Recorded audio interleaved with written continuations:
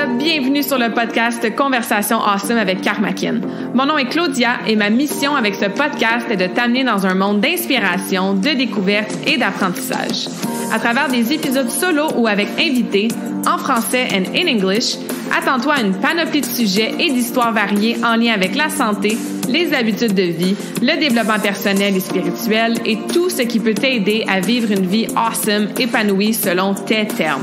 I am honored and so grateful that you're here. Merci de partager le podcast en grand nombre, de t'y abonner et de laisser 5 étoiles et un review sur ta plateforme d'écoute préférée. Alright, let's dive in dans la nouvelle conversation de la semaine et merci encore d'être à l'écoute. You're awesome!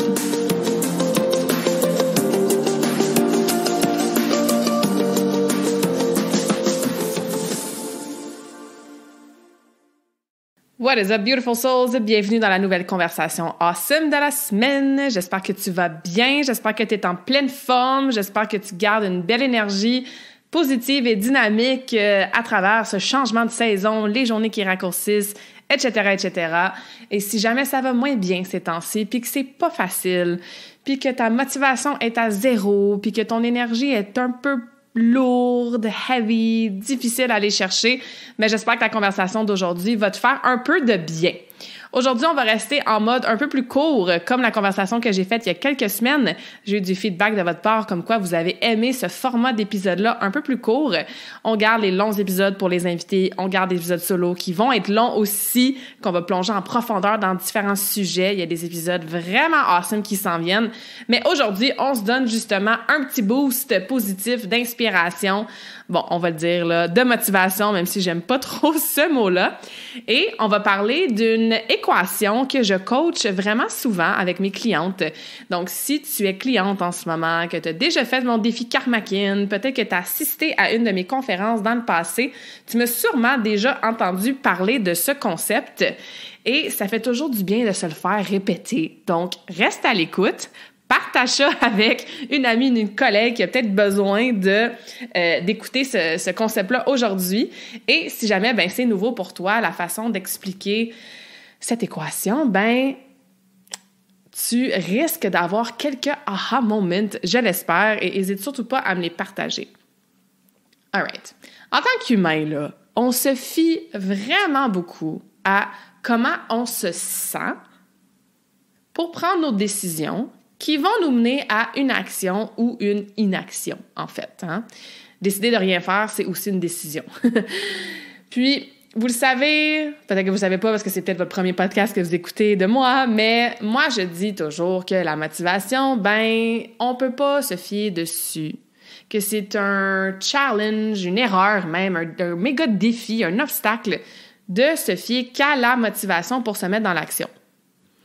Et c'est quelque chose que j'entends souvent, c'est quelque chose que peut-être tu vis, peut-être en ce moment même, ou que tu as déjà vécu dans le passé, mais ce fameux sentiment-là de « mais ça me tente pas », comme « j'ai juste pas le goût »,« I don't feel like it ».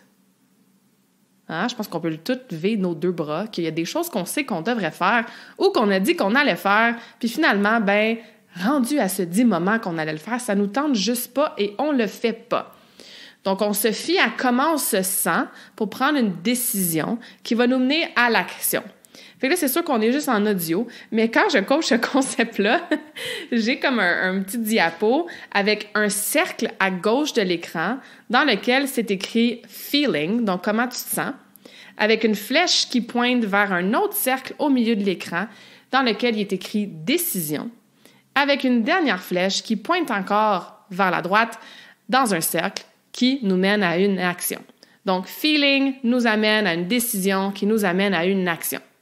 Pense à quelque chose que tu as fait ou pas fait aujourd'hui ou hier, une décision que tu as prise, une action que tu as entreprise, puis réfléchis à qu'est-ce qui a motivé cette décision-là. Puis pense peut-être à quelque chose en lien avec tes habitudes de vie, parce que une habitude de santé qui n'est pas encore intégrée, qui n'est pas un automatisme, qui n'est pas même un besoin, genre tu as besoin de t'entraîner, tu as besoin de méditer. Une habitude de vie que tu es en train de travailler, en train d'intégrer, qui est peut-être pas encore aussi facile que ça à faire de façon constante, ben quand tu seras pas motivé, puis quand tu vas être fatigué, puis quand tu vas te sentir un peu paresseuse, puis quand tu vas être stressé, puis bref, quand ton feeling ne sera pas en alignement avec une prise de décision plus facile et plus alignée, justement, avec tes objectifs, bien, ça se peut que tu te fies exactement à ça pour décider de ne pas faire cette habitude-là. Puis je vais vous donner des exemples, OK? Donc, pense à quelque chose que tu as fait ou pas fait dans les derniers jours ou peut-être aujourd'hui et pose-toi la question, OK, comment tu te sentais quand tu as pris cette décision-là?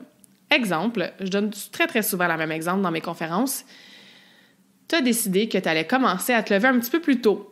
C'est occupé pour toi ces temps-ci, peut-être que tu es touché par la grève au niveau des services publics ou des écoles, tu dois t'occuper de tes enfants, tu continues à travailler. Donc, bref, tu t'es dit, OK, là, je vais donner un blitz jusqu'au temps des fêtes, je vais me lever 30 minutes plus tôt, fait que ça va me donner un 30 minutes le matin pour faire X. X étant quelque chose qui est en lien avec tes objectifs. Fait que peut-être que X, c'est de t'entraîner, de préparer la bouffe, les lunchs pour la journée, de commencer ton matin un peu plus calme avant que tout le monde se réveille avec un peu de méditation, de journaling, d'étirement. Peut-être que tu vas prendre une bonne douche puis te préparer, comme ça, dans 30 minutes, ben tu seras pas en mode go, go, go, go, go, tu sais. Peu importe c'est quoi. Fait que t'as la bonne idée, t'es inspiré, t'es motivé. À partir de demain, tu mets ton cadran 30 minutes plus tôt. Mettons que tu te lèves à 6 heures, mais là, tu le mets à 5h30. Et là, le lendemain matin, 5h30, ton cadran sonne. Et comment tu te sens? Probablement que ça te tente genre pas de te lever. Hein? Peut-être que tu te sens encore fatigué. Il fait encore noir. Peut-être qu'il fait froid. Tu te sens vraiment bien dans tes couvertes. Puis tu as vraiment envie de rester couché. Encore une fois, elle n'est pas encore intégrée, cette habitude-là de se lever 30 minutes plus tôt. Fait que c'est inconfortable. C'est pas un automatisme. C'est pas facile pour toi de te lever une demi-heure plus tôt. Ça peut le devenir avec la conscience, mais pour l'instant, ce l'est pas. Fait que si tu te sens un peu fatigué, comme « ça me tente pas vraiment finalement », mais ça va être quoi ta décision? Ça va être de snoozer, de rester couché, ce qui va amener à une action, dans ce cas-ci, une inaction, de ne pas te lever 30 minutes plus tôt. L'action de rester couché, on peut voir ça dans les deux sens. Donc, évidemment, cette équation-là de feeling, décision, action, bien, ça va pas te rapprocher de tes objectifs. Donc, parce que tu t'es fié à si ça te tentait ou pas, l'action qui a suivi, la décision qui a été prise, n'a pas été en alignement avec la version de toi-même qui se lève tôt le matin, qui a son 30 minutes d'extra, qui fait X, Y, Z pendant ces 30 minutes-là pour te sentir mieux, pour aller mieux, pour prendre soin de ta santé à ta façon.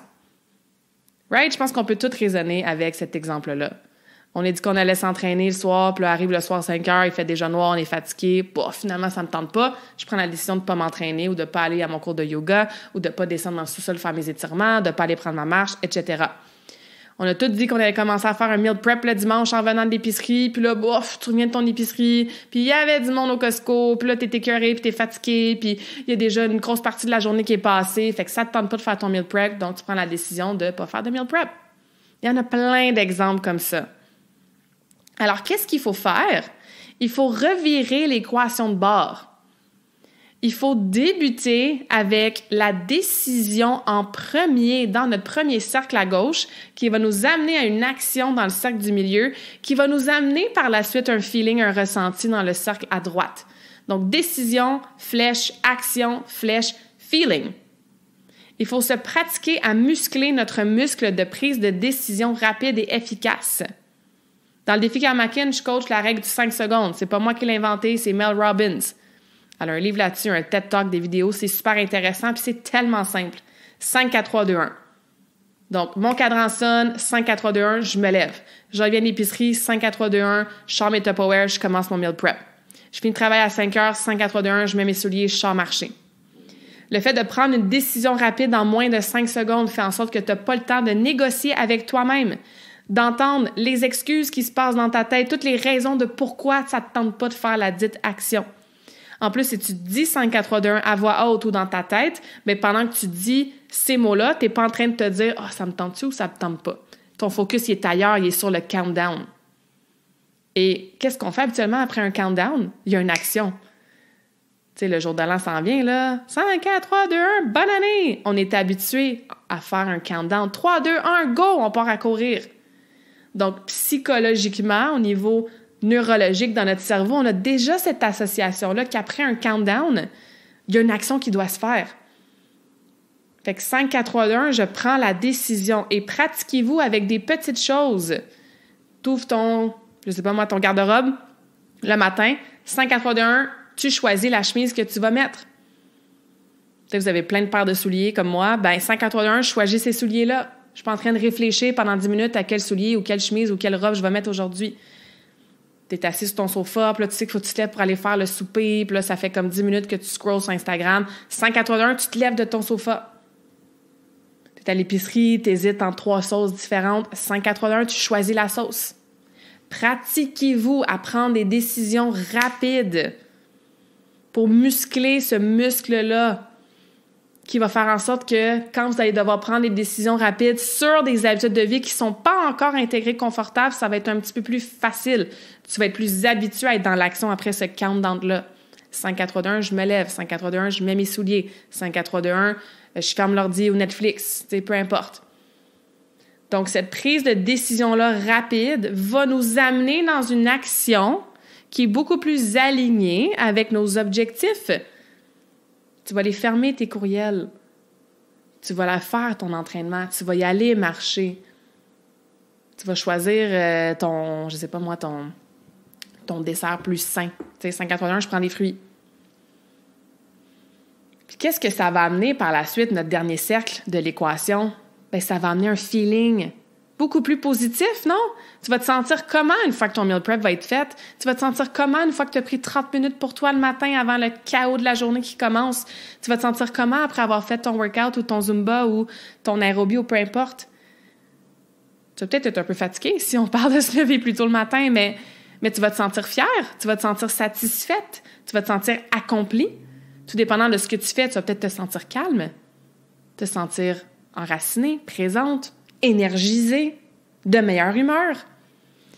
Et est-ce que c'est plus facile de prendre des décisions alignées quand, au quotidien, on se sent mieux, on se sent dans ces feelings-là, versus notre première équation dans laquelle on se sentait pas énergisée, fatiguée, pas motivée, léthargique, paresseuse? Bien, absolument que c'est plus facile de prendre des belles décisions pour soi, pour sa santé, quand on se sent c'est quoi le mot que je cherche? Reconnaissante, je m'en ai dire gratitude, mais comme conjugué, ça marche pas. Grateful, quand on se sent reconnaissante, fière, accomplie, satisfaite, etc., etc. Donc, vous voyez la pertinence de revirer l'équation de bord, vous voyez la pertinence de ne pas vous fier à comment vous vous sentez pour prendre des décisions qui vont vous mettre dans des actions alignées, qui vont vous aider à intégrer cette habitude de vie-là. Parce qu'évidemment, plus on est constante, ce fameux mot-là, plus on est constante avec ces actions-là, bien, plus on les a, les résultats. Et plus on les a, les résultats, bien, regardons ça, plus on a envie de le faire. Fait que ça devient facile de se lever à 5h30. Ça devient facile d'aller faire notre marche le soir en finissant de travailler. Ça devient agréable d'écouter juste un épisode de Netflix au lieu d'en écouter 4 puis se coucher plus tôt. Ça devient vraiment pertinent de mieux manger parce qu'on se sent mieux, on se rapproche d'une version plus saine de nous-mêmes, on développe notre confiance en nous d'être capable de maintenir des bonnes habitudes de vie sur le long terme. Donc, la prochaine fois que vous hésitez à être dans l'action, questionnez-vous. Ouf, est-ce que là, je suis en train de juste me fier à comment je me sens? Ou est-ce que je devrais peut-être pratiquer le 5-4-3-2-1 et pratiquer la règle du 5-4-3-2-1? Ça a l'air super banal, mais mon Dieu que c'est efficace. Et je fais une dernière parenthèse. Je vous l'ai dit aujourd'hui, on garde ça court, on garde ça... Encore une fois, j'allais dire motivant, mais on va enlever ce mot-là. On garde ça impactful, powerful, inspirant, OK? Un petit boost, tout le monde ensemble. Mais je veux faire une dernière parenthèse. Je ne suis certainement pas en train de dire qu'on doit complètement ignorer nos émotions, qu'on doit les suppress, qu'on doit les gérer avec de la bouffe, du porn, du magasinage, de l'alcool puis de la drogue. C'est une conversation différente. Donc, quand je vous dis qu'on ne se fie pas à notre feeling, à comment on se sent, je parle de si tu as envie de faire la dite chose. Si tu te sens en colère, que tu as de la peine, que tu vis un deuil, que tu te sens annoyed, si tu as une émotion qui passe, puis on en a plein d'émotions qui passent dans notre journée en tant qu'humain, et c'est tant mieux. Je suis pas en train de dire qu'on les ignore, qu'on se met un sourire d'en face, puis qu'on fait assemblant de ne pas ressentir ces émotions-là variées. J'espère que vous comprenez la différence. Fait que si tu te lèves le matin, puis que tu te sens vraiment triste, tu as peut-être des états un peu anxieux, déprimés, etc.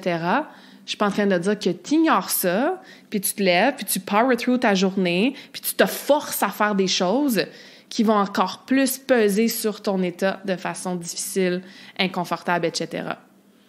OK? Donc, évidemment, il y a une différence entre les deux. Donc, je répète, quand je parle du cercle où c'est écrit « feeling » dedans, c'est surtout ta motivation intrinsèque puis ton envie de faire la dite chose que habituellement, bien souvent, ça tente peut-être pas tant que ça de faire.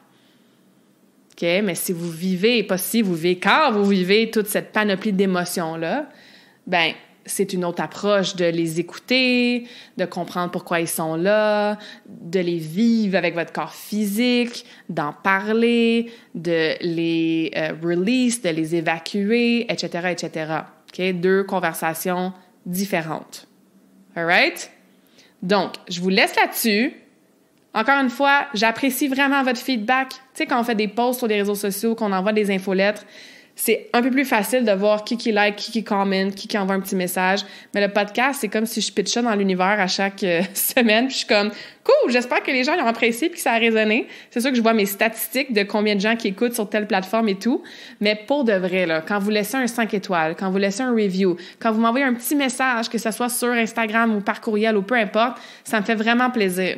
Puis s'il y a des questions, du contenu, des sujets que vous aimeriez que j'aborde, si vous êtes comme, non, finalement, on n'aime pas tant ça, les épisodes plus courts, faites tous des épisodes longs tout le temps, ou si au contraire, c'est comme, hey, cool, j'aime ça, bien, c'est sûr que je peux pas plaire à tout le monde, mais votre feedback m'aide à créer du contenu qui est awesome pour vous, qui vous aide. C'est vraiment ça mon objectif, c'est de vous aider à optimiser votre santé vraiment globale. Puis en ce moment, on est dans un temps de l'année que c'est pas facile. Il y a plein de monde de malades, il y a plein de monde qui sont déprimés, il y a plein de monde qui n'ont pas cette motivation-là à être dans l'action, qui comptent les jours avant les vacances de Noël. Et c'est dommage de vivre comme ça.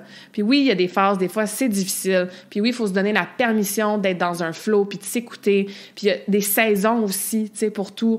Mais quand on a une bonne santé, vraiment le solide, from the inside out, on n'est pas dans la perfection, on n'est pas dans les protocoles intenses, mais ça nous aide tellement à mieux faire face à ces saisons-là, à ces cycles-là, à ces périodes-là qui nous challenge, qui amènent des imprévus, qui amènent des distractions, qui amènent des horaires super occupés, tu sais. Fait que bref, là, je suis partie sur un preach. On va arrêter là pour l'instant, mais j'attends votre feedback. Faites-moi signe si vous allez utiliser la règle du 5 secondes, sur quoi vous allez l'utiliser aussi. Soyez dans des décisions alignées, rapides pour vous mettre dans des actions awesome qui vont vous amener des feelings vraiment agréables à ressentir au quotidien. Et je vous laisse avec un quote. Je l'ai peut-être déjà partagé, je m'en souviens pas, mais quand je préparais un peu de ce sur quoi je voulais jaser aujourd'hui, c'est le quote qui m'est venu. Mon bon ami Barat, soul brother, quelqu'un qui est super marquant dans mon histoire de cheminement personnel et spirituel. Il a été sur le podcast 2 fois dans le passé. Il y a un quote qui dit souvent, en fait, je pense qu'on en avait parlé justement dans notre entrevue ensemble. Not every thought and every feeling deserves your attention. Donc, c'est pas chaque pensée qu'on a et chaque émotion qu'on ressent qui mérite notre attention. Et encore là, ça veut pas dire qu'on oublie tout puis qu'on ignore nos émotions. Mais tout est temporaire dans la vie. Une autre chose qu'il dit souvent, c'est « this too shall pass ». Fait que, tu sais, si t'es comme « oh, j'avais dit que j'allais me lever tôt, j'avais dit que j'allais m'entraîner, j'avais dit que j'allais faire X », t'es comme « ouais, mais ça me tente pas ». Bien, ce feeling-là, puis cette pensée-là de « je suis pas motivée, ça me tente pas », bien, peut-être qu'elle mérite pas ton attention. Parce que ton higher self, la version plus active, plus saine, plus awesome de toi, elle les a beaucoup moins, ces pensées-là. Fait que fais attention à quelle émotion puis à quelle pensée surtout, à quel ressenti tu donnes énormément d'importance puis d'attention. Il y en a qui la méritent, notre attention, absolument, mais il y en a d'autres qui la méritent peut-être un peu moins. Alright? Donc, je vous laisse là-dessus. Je vous souhaite une excellente fin de journée, peu importe il est quelle heure pour vous, d'où vous m'écoutez, quand vous m'écoutez. J'attends votre feedback avec impatience, puis on se revoit évidemment, on se réentend dans les prochaines semaines avec encore plus de conversations awesome pour finir 2023 avec une belle énergie positive, awesome, plein de vitalité. Donc, voilà. Until next time.